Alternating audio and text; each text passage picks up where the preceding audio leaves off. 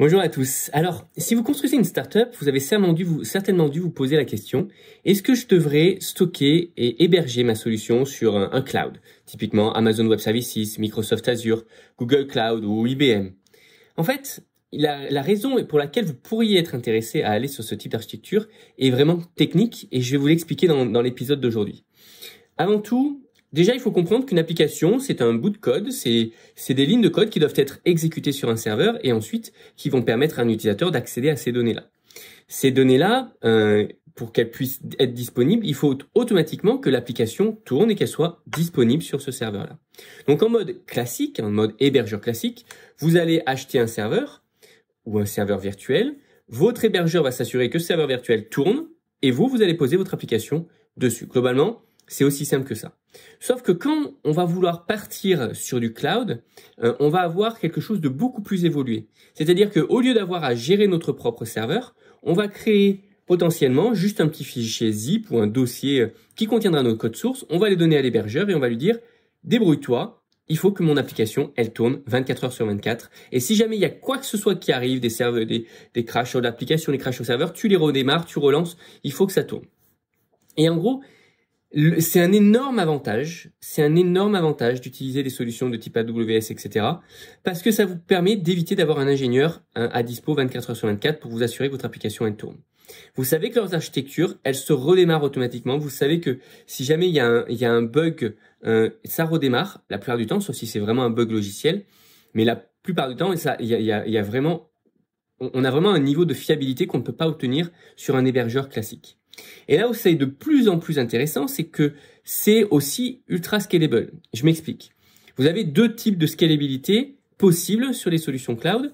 Vous avez l'architecture auto-scalable, donc à savoir vous allez par exemple avoir une espèce de serveur virtuel qui fera tourner votre application et un monitoring de ce serveur-là. Et si jamais la capacité ou la consommation de ce serveur augmente trop, on va démarrer 2, 3, 4, 5, 6 serveurs en parallèle pour exécuter toutes les requêtes que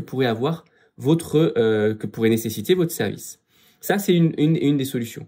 La deuxième solution qui existe, c'est le fait d'exécuter votre ligne de code exclusivement quand il y en a besoin. Et ça, c'est encore plus intéressant financièrement parlant parce que vous pourriez avoir un service qui tourne pour peut-être 50 centimes du mois. Tout simplement parce que vous allez uniquement payer pour les millisecondes de temps processeur où réellement Amazon Web Services ou votre cloud provider aura exécuté votre solution. Donc, on arrive à un niveau de fiabilité qui est juste phénoménal. Je vous ai même pas parlé encore des bases de données. Sur la partie base de données, quand on demande à un hébergeur cloud de stocker nos bases de données, l'avantage, c'est qu'ils ont toutes les procédures derrière de sauvegarde, de restauration à un moment précis dans le temps, etc. Chose qui est extrêmement compliquée à obtenir si vous avez votre propre ingénieur qui doit avoir le rôle d'administrateur de base de données. Donc, et tout ça, c'est disponible en quelques clics. Donc, la question maintenant, la question que vous pouvez vous poser, ok, mais du coup, quels sont les inconvénients? Alors, il y a des inconvénients, c'est que vous pouvez devenir dépendant de votre fournisseur cloud. Parce que, au fur et à mesure que vous allez avancer, vous allez construire votre structure, votre application, en utilisant leur technologie. Et du coup, potentiellement, si c'est des technologies qui sont fermées, vous ne pourrez pas en sortir.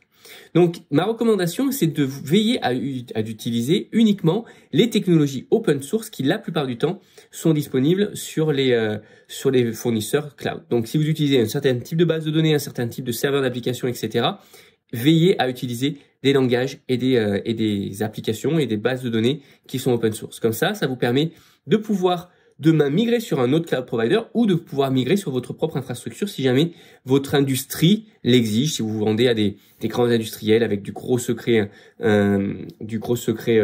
professionnel, du secret dans leur complexité, dans leurs données, vous pourriez être forcé de quitter les fournisseurs cloud et il faut avoir des technologies qui puissent le permettre. Et dernière chose, est-ce que la partie base de données, vous pouvez vous appuyer aussi sur les cloud providers? Évidemment, je vous le recommande. Encore une fois, utilisez uniquement les bases de données qui sont open source. C'est vraiment ma recommandation. Ou alors, sachez que vous avez potentiellement cette dépendance et qu'il faudra en sortir un jour. Il y a certains types de bases de données qui sont particulièrement très optimisées sur certains cloud providers, mais qui n'existent pas ailleurs. Et dans ce cas-là, vous êtes réellement dépendant de ce fournisseur cloud. Alors, j'arriverai maintenant et je conclurai avec un petit warning parce que finalement, est-ce que c'est bien d'y aller? Oui, la plupart du temps, dans les premières phases d'une startup, c'est clairement la bonne idée. Mais il y a quand même un petit warning, c'est dans le cas où on va partir trop dans la complexité de l'architecture et on va chercher à créer quelque chose qui est trop scalable. En tant que startup, faites les choses le plus simplement possible et vous allez pouvoir ensuite construire et faire évoluer votre solution. Ne démarrez pas de suite avec votre première version qui va utiliser les, 15 services de votre cloud provider. Ça n'a aucun sens. Vous allez amener de la complexité dans l'architecture. Les développeurs qui vont potentiellement à un moment donné changer vont avoir du mal à s'y retrouver. Ça va être extrêmement compliqué pour déployer de nouvelles architectures, de pouvoir migrer ou avoir par exemple un PRA, le plan de reprise d'activité. Si on veut pouvoir migrer d'une architecture vers une autre, ça peut être extrêmement compliqué. Donc, essayez de faire les choses simples. Limitez le nombre de services utilisés sur votre solution cloud, sur l'hébergeur cloud, et restez sur un serveur applicatif, un serveur base de données, quelques services genre email et stockage de fichiers par exemple, et essayez de ne pas rajouter trop de services à minima au départ. Vous inquiétez pas, avec la scalabilité, vous allez devoir y aller. Vous allez devoir mettre en place du cache, vous allez devoir mettre en place des bases de données optimisées pour la recherche, vous allez devoir mettre en place plein de choses qui permettront d'optimiser, qui permettront de scaler, de gérer plus d'utilisateurs, mais ça viendra avec le temps. Restez simple sur les premières phases de votre application. Voilà, je vous souhaite une bonne journée. J'espère que ça vous aura aidé un petit peu sur guider un peu vos développeurs, guider vos prestataires, guider vos équipes techniques sur faire ce choix, oui ou non, d'aller sur le cloud. Et si oui, allez-y progressivement. Ne déployez pas tous les services que vous pouvez trouver parce qu'il y en a des centaines et ça peut devenir très compliqué et très rapidement ingérable. Allez, je vous souhaite une bonne journée et je vous dis à très bientôt.